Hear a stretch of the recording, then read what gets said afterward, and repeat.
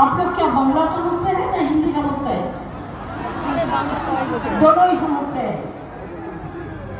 এবার দেখুন,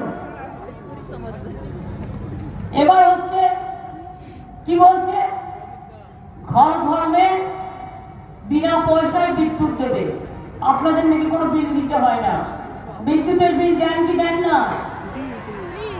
এই যে ইলেকশনের আগে মিথ্যে কথা বলছে, একটা বাচ্চা ছেলে যদি অন্যায় করে দুটো থাপ্পড় মারা যায়, আর প্রধানমন্ত্রী যদি মিথ্যে কথা বলে তবে তাকে কি করতে হয়?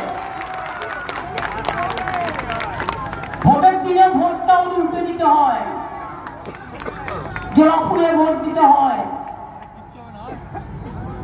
বলছে বাড়ি বাড়ি গ্যাস দিচ্ছে বিনা পয়সায়। গ্যাস পেয়েছেন বিনা পয়সায়? সব পেয়েছেন? তাহলে ওই যে অ্যাডভার্টাইজমেন্ট দেখাচ্ছে বিনা পয়সায় গ্যাস দিয়েছে, বলে 1000 টাকা গ্যাসের দাম, আরো 200 টাকা আরো বাড়িয়েছিল। ইলেকশন হয়ে গেলে বাই চান্স জিতলে আবার বাড়বে, যদিও এবার ওরা আসছে না, মোদিরা এবার ক্ষমতা আসছে না, নিশ্চিন্তে থাকুন। ওরা গেলে দেশ বাঁচবে। মোদি যাক দেশ থাক, বিজেপি যাক দেশ থাক, বিজেপি যাক মানুষ থাক। এটা হলো মিথ্যে কথা 2। মিথ্যে কথা 3 কি বলছে? আমি তো সবার বাড়ি বাড়ি রেশন পৌঁছে দিচ্ছি। ওরে মিথ্যেবাদী নম্বর 3। গ্যাস বেলুনের থেকেও ভয়ঙ্কর গ্যাস। কিরকম? আমরা 9 কোটি লোককে রেশনে চাউল দিই বিনা পয়সায়। আমরা বলেছিলাম দেবো, আমরা দিয়ে যাচ্ছি এবং দেব। কি বললো? ঠিক আছে, তোমরা 9000 কোটি টাকা দাও, আমরা রাজ্যের ভাগ থেকে 7000 কোটি টাকা দেবো। মোট লাগে 16000 কোটি টাকা। এবার 16000 কোটি টাকার মধ্যে মজা শুনবেন, আমরা আমাদের গত 2 বছরে, মানে 21 সালে আমাদের নতুন সরকার আসার পর, কোভিডের পর, আমরা এই 2 বছরে 9000, 18000 কোটি টাকা দিলাম। আর কেন্দ্রের টাকা দেওয়ার কথা ছিল 14000, 12000 কোটি টাকা দিলই না।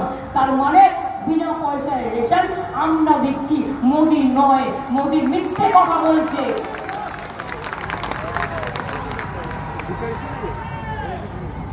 এত মিথ্যে কথা বলে ভোটে যেতে যায়?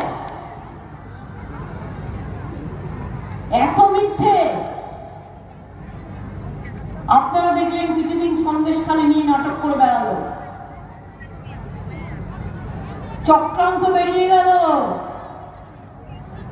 রোজ মোদি বাবু বলতে চালাকে যাও, লাগাকে যাও, চালাকে যাও।